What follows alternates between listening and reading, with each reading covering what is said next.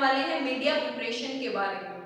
And this video will be N introductory video to media preparation, and in next video we will study in detail about media preparation. तो सबसे पहले देखते हैं कि क्या होता है मीडिया प्रिपरेशन।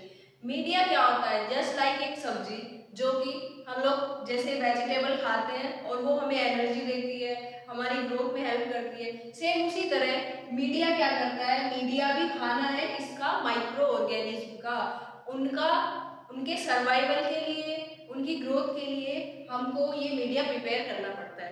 ऐसे तो नेचुरली इन्वायरमेंट में माइक्रो ऑर्गेनिज्म हर जगह प्रेजेंट है, बट जब हम उनको सिंथेटिक ग्रोथ उनकी कराना चाहते हैं, सिंथेटिकली प्रिपेयर करना चाहते हैं, तो हम मीडिया प्रिपेयर करते हैं और उसी मीडिया में हम क्या कराते हैं? ग्रोथ कराते हैं माइक्रो ऑर्गेनिज्म की। तो सबसे पहले देखते हैं मीडिया है क्या। मीडिया कुछ नहीं है, मीडिया क्या है? बहुत सारे कंपोनेंट्स का मिक्सचर है जो कि माइक्रो ऑर्गेनिज्म की ग्रोथ के लिए हमको चाहिए। ठीक है, like carbon source, nitrogen source और ऑक्सीजन सोर्स, जो भी उसकी रिक्वायरमेंट है वही। So media is a balanced mixture of substance required for the growth of micro organism. और प्रिपरेशन किसको बोलते हैं वो तो आपको पता है, टू प्रिपेयर समथिंग और टू मेक रेडी, या फिर to bring into a particular state, मतलब किसी चीज को बनाना और उस एंड प्रोडक्ट या डिजायर्ड प्रोडक्ट तक ले जाना, मतलब जहां जिस स्टेट में हम उसको चाहते हैं। ठीक है, यही भी अभी मैंने जैसे बताया, इंग्रेडिएंट्स इकट्ठा किया और फिर हमने रेसिपी बनाई। ठीक है, जैसे स्प्राउट्स हमने इकट्ठा किया, बनाया, ठीक है, उसके बाद हमने खाया, तो वो हमारी ग्रोथ में हेल्प कर रहा है, मतलब उसमें प्रोटीन्स है, विटामिन्स है और अलग न्यूट्रिशन है जो कि हमारी बॉडी की ग्रोथ के लिए चाहिए। हमारी बॉडी सारी चीजें तो प्रिपेयर नहीं कर पाती, तो कुछ ना कुछ न्यूट्रिशन तो हमको बाहर से भी लेना पड़ता है ना। कुछ माइक्रो मैक्रो न्यूट्रिएंट हमारी बॉडी खुद प्रिपेयर करती है, बट सब प्रिपेयर नहीं कर पाती, तो वो हमको बाहर से लेने पड़ते हैं। सेम उसी तरह माइक्रो ऑर्गेनिज्म सेल्फ सफिशिएंट है, बट स्टिल उनको भी बहुत सारी चीजें चाहिए, और वो चीजें क्या चाहिए वो अभी हम आगे देखेंगे। ठीक है, और कंपोनेंट्स ऐसे ही हमने जैसे मीडिया के कंपोनेंट्स इकट्ठा किए, like carbon source, nitrogen source, oxygen source और जो भी उनको बफरिंग एजेंट्स वगैरह उसमें डालने हैं, उनको इकट्ठा किया, मीडिया को प्रिपेयर किया और फिर उसमें इनोकुलेट किया क्या? माइक्रो ऑर्गेनिज्म, उनको ग्रो कराया, यानी उनके लिए बस एक नया घर बनाया जहाँ उनकी ग्रोथ चलेगी। उसके बाद उनकी ग्रोथ होगी और पर्टिकुलर जो भी बायोमास हमको मिलेगा उस, मतलब मीडिया में, तो ये हम फर्मेंटेशन मीडिया की बात कर रहे हैं, तो जो प्रोडक्ट हमारा बन रहा है वो सेल बायोमास के अंदर भी हो सकता है, जिसको कि हम इंट्रासेल्युलर प्रोडक्ट बोलते हैं, और वो सेल बायोमास से बाहर यानी मीडिया में भी हो सकता है, जिसको कि हम बोलते हैं एक्स्ट्रा सेल्युलर प्रोडक्ट। तो जो इसकी एक बेसिक रिएक्शन है मीडिया की, वो हम दिखाते हैं। Carbon source plus nitrogen source और plus other requirements. Other requirements में क्या आता है? लाइक मेटाबोलाइट रेगुलेटर्स, क्योंकि हमको क्या चाहिए, प्रोडक्ट जो हम फॉर्म करेंगे उसमें क्या चाहिए हमको? एंटीबायोटिक प्रोडक्शन हम कर सकते हैं, या फिर फार्मास्यूटिकल बहुत सारे प्रोडक्ट्स होते हैं जिसको हमको बनाना है, कोई भी एक डिजायर्ड एंड प्रोडक्ट तक पहुंचना है। वो it can be primary metabolite, it can be secondary metabolite, it may be enzyme, right? Biomass cell जो माइक्रोब्स डिवाइड कर रहे हैं, उनका जो मास बढ़ता जा रहा है वही क्या है? बायोमास। बायोमास इटसेल्फ से, बायो मींस क्या? लिविंग थिंग, कोई भी लिविंग थिंग, और हमारे पास यहाँ वही लिविंग थिंग क्या है? सेल यानी माइक्रोब्स। अब वो बैक्टीरिया भी हो सकते हैं, फंगस भी हो सकते हैं, जो भी हम ग्रो कराना चाहते हैं। ठीक है, अब हम देखते हैं कि what is the criteria for media preparation. Media को प्रिपेयर करने के लिए क्या क्राइटेरिया है? अब हम जो भी मीडिया प्रिपेयर कर रहे हैं उसमें ये तो होना चाहिए, अब हम खाना बनाना चाह रहे हैं, हम बनाना चाह रहे हैं पनीर की सब्जी, ठीक है, तो एट द एंड पहले उस सब्जी में हम पनीर डालेंगे, तभी तो हमारी पनीर की सब्जी प्रिपेयर हो पाएगी। सेम उसी तरह मीडिया है कि अगर हमको बायोमास प्रोडक्शन कराना है तो उसमें हमको सेल डालना पड़ेगा। ठीक है, मेटाबोलाइट प्रोडक्शन कराना है तो ऐसे कुछ प्रिकर्सर्स डालने पड़ेंगे जो स्पेसिफिक मेटाबोलाइट हम प्रोड्यूस करना चाह रहे हैं। ठीक है, सेल मेंटेनेंस के लिए और एनर्जी प्रोडक्शन के लिए सारे कंपोनेंट्स होना चाहिए, यानी जो भी मीडिया की जो भी माइक्रो ऑर्गेनिज्म की रिक्वायरमेंट है, पर्टिकुलर माइक्रो ऑर्गेनिज्म की रिक्वायरमेंट अलग अलग होती है, पर्टिकुलर मीडिया की रिक्वायरमेंट अलग अलग होती है, उसी के अकॉर्डिंग स्पेसिफिक चीजें इसमें प्रेजेंट होनी चाहिए। अब मैक्सिमम यील्ड ऑफ प्रोडक्ट, मतलब हम जो भी अपना मीडिया प्रिपेयर कर रहे हैं और जो भी हम उससे प्रोडक्ट बनाना चाह रहे हैं, हर कोई चाहेगा कि ज़्यादा से ज़्यादा यील्ड हो, ज़्यादा से ज़्यादा प्रॉफिट कमाएं हम लोग। मिनिमम अनडिजायर्ड प्रोडक्ट, सब चाहते हैं कि वेस्ट कम से कम बने, क्योंकि देखिए रिएक्शन चल रही है फर्मेंटर में, या फिर आप बायोरिएक्टर कह सकते हैं, उसमें रिएक्शन चल रही है, तो मे भी 2-3 रिएक्शन उनको जो भी पर्टिकुलर कंडीशन प्रोवाइड की गई है उसमें 2-3 रिएक्शन एक साथ चल रही होंगी, बट हमको अपने टारगेट रिएक्शन की तरफ ही अपने क्या है प्रोसेस को लेके जाना है, क्योंकि अगर वो साइड बाय साइड जो रिएक्शन चलती रहेगी तो ज़्यादा से ज़्यादा बायो प्रोडक्ट बनता रहेगा, और जो अनडिजायर्ड माइक्रोब्स है या अनडिजायर्ड प्रोडक्ट है, जितना भी मीडिया का न्यूट्रिशन है वो कंज्यूम करता रहेगा, और सारी चीज़ें यानी ऑक्सीजन डिमांड भी बढ़ेगी और बहुत सारी चीज़ें इनपुट सप्लाई भी बढ़ेगी है ना, तो उसको भी वो सब अवॉइड करने के लिए और कम से कम अपनी क्या है कॉस्ट लगाने के लिए प्रोसेस जो इकोनॉमी है वो कम से कम रहे, उसके लिए ये सब चीज़ें जरूरी है। इजी टू हैंडल, इजी होना चाहिए हैंडलिंग में, ये नहीं कि अगर थोड़ा सा भी फैक्टर चेंज हुआ, मतलब 19-20 भी हो रहा है थोड़ा बहुत, तो ये नहीं है कि मीडिया स्पॉइल हो जा रहा है, ठीक है। अब देखते हैं what are the requirements for media preparation, media को प्रिपेयर करने के लिए क्या रिक्वायरमेंट है। तो मीडिया को प्रिपेयर करने के लिए हमको कुछ स्पेसिफिक कंपोनेंट्स चाहिए, like carbon water, carbon source, nitrogen source and oxygen source, minerals, chelators, growth factors, buffering agents, antifoam agents, cell permeability modifiers, metabolite regulators. तो सबसे पहले हम वाटर ले रहे हैं। आप सबको पता है जब भी आप लैब में मीडिया प्रिपेयर करते हैं तो आपने देखा होगा कि आप डिस्टिल्ड वाटर ही यूज करते हैं, वहाँ पे डिस्टिलेशन यूनिट क्या है लगी रहती है लैब में। तो मीडिया या तो वो आरओ का वाटर हम यूज कर सकते हैं, ठीक है, या फिर वो डीमिनरलाइज्ड वाटर होना चाहिए, क्योंकि अगर पानी में कोई भी एक मिनरल जाता है ऑफकोर्स वो कोई भी डैमेज कोज कर सकता है हमारे सेल को, अगर सेल उससे क्या है मतलब सेल ग्रोथ इनहिबिट भी कर सकता है इवन, ठीक है। डी आयोनाइज्ड होना चाहिए, आयोनाइजेशन अगर हो रहा है कोई और ही रिएक्शन चल जा रही है वहाँ पे, तो हमारा क्या है प्रोडक्ट ही चेंज हो जा रहा है। नेक्स्ट हम देखते हैं कार्बन सोर्स। कार्बन सोर्स किसके लिए जरूरी है, 60 to 70% जो मीडिया में रहती है उसमें रिक्वायरमेंट कार्बन सोर्स की होती है, क्योंकि एक तो वो एनर्जी प्रोडक्शन में हेल्प कर रही है, जो भी ब्रेकडाउन के लिए माइक्रोब्स को एनर्जी चाहिए उस प्रोडक्शन में भी वो हेल्प कर रही है, और एट लास्ट प्रोडक्ट फॉर्मेशन में भी वो हेल्प कर रही है, सेल मेंटेनेंस में भी वो हेल्प कर रही है, ठीक है।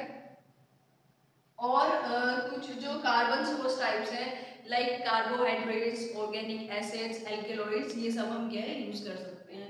और कुछ एग्जांपल है मोलेसिस, ये क्या होता है डार्क सिरप होता है जो कि शुगर केन में जब शुगर क्रिस्टल्स बन जाते हैं उसके बाद जो बचता है वो, ठीक है। और ये है माल्ट एक्सट्रैक्ट, इसमें सुक्रोज ज़्यादा रहता है और इसमें आई थिंक ग्लूकोज, ठीक है। अब देखते हैं हम biomass yield coefficient. Biomass yield coefficient क्या है कि कितने जो ऑर्गेनिज्म हैं डिवीजन के बाद कितने ऑर्गेनिज्म बढ़े या कितनी ग्रोथ हुई, ठीक है। जितना हमने कार्बन सबस्ट्रेट यूटिलाइज किया, फॉर इंस्टेंस हमने 1 kg कार्बन सोर्स अपने मीडिया प्रिपरेशन के लिए यूज किया, तो हम देखेंगे उस कार्बन सोर्स से कितना हमको बायोमास मिल रहा है। तो जितना बायोमास प्रोड्यूस्ड हुआ लाइक 0.5 डिवाइडेड बाय 1 kg, यानी जितना भी 1 kg हमने क्या है कार्बन यूज किया, ठीक है। अब नेक्स्ट आता है नाइट्रोजन सोर्स। नाइट्रोजन सोर्स भी सेम उसी की तरह वर्क करती है, प्रोडक्ट फॉर्मेशन, मेटाबोलाइट प्रोडक्शन में, सेल मेंटेनेंस में। और नाइट्रोजन सोर्स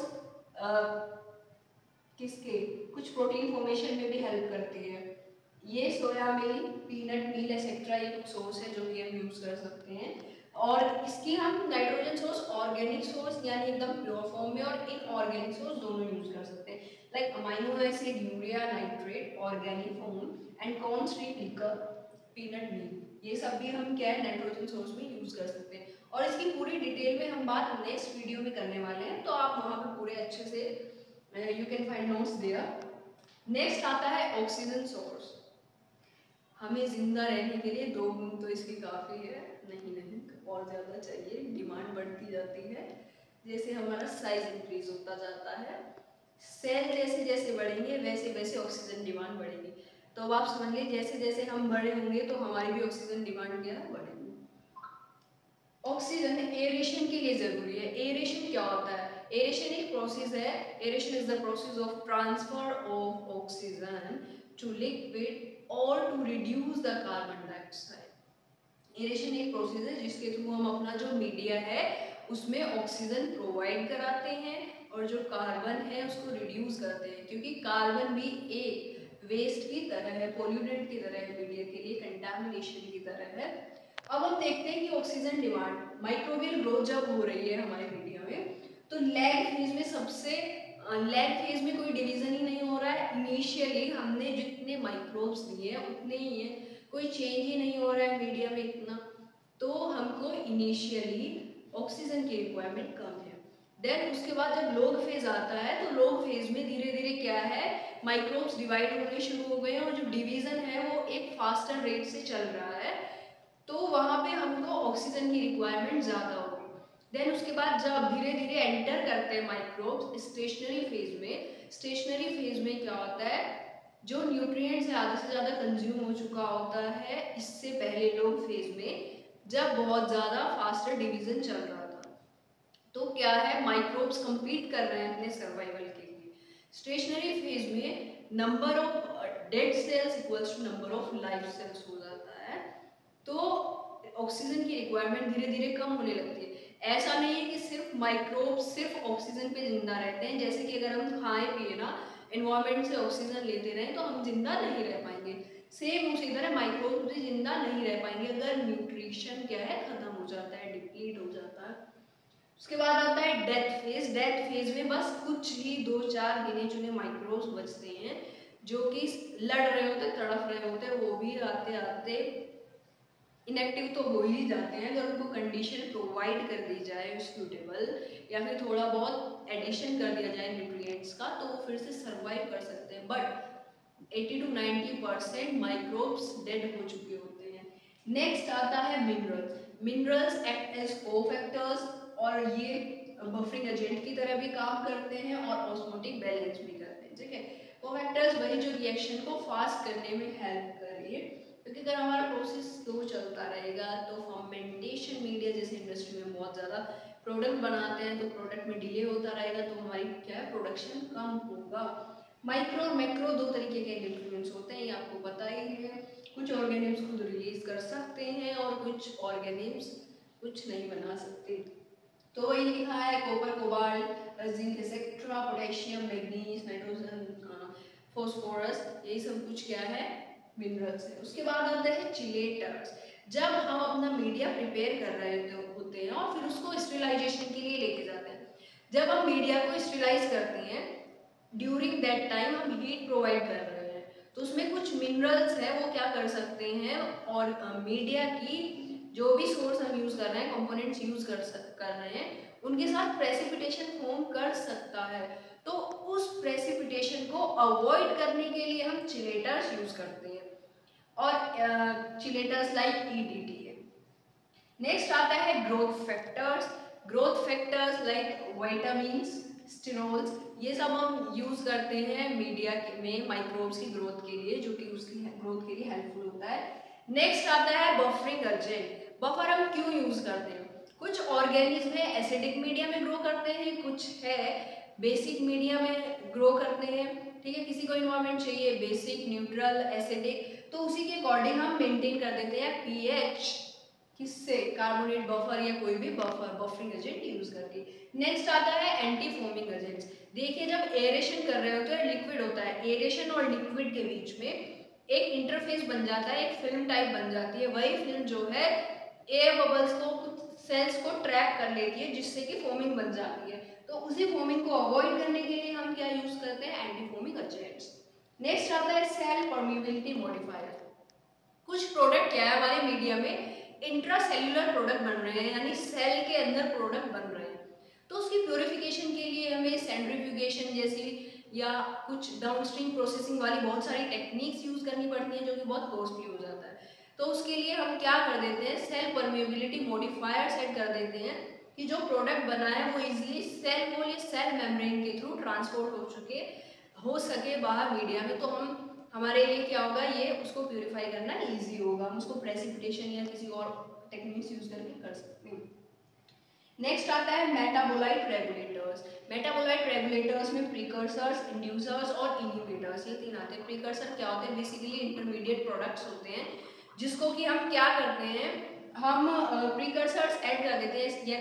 ऐसे तो नॉर्मली इनिशियल स्टार्टिंग से कोई साइकिल चलेगी प्रोडक्ट बनने के लिए, बट प्रीकर्सर क्या होते हैं, इंटरमीडिएट प्रोडक्ट रहते हैं। हम मेटाबोलाइट रेगुलेटर्स में प्रीकर्सर मीडिया में जब ऐड कर देते हैं तो माइक्रो ऑर्गेनिज्म उसी को मॉडिफाई कर देते हैं और डिजायर्ड प्रोडक्ट हमको जल्दी दे देते हैं। इंड्यूसर जो प्रीकर्सर है वो पार्ट होते हैं एंड प्रोडक्ट का, क्योंकि उसी को मॉडिफाई किया गया है। बट इंड्यूसर इंड्यूस करने में हेल्प करता है जल्दी से प्रीकर्सर की, इंड्यूसर पार्ट नहीं होते एंड प्रोडक्ट का।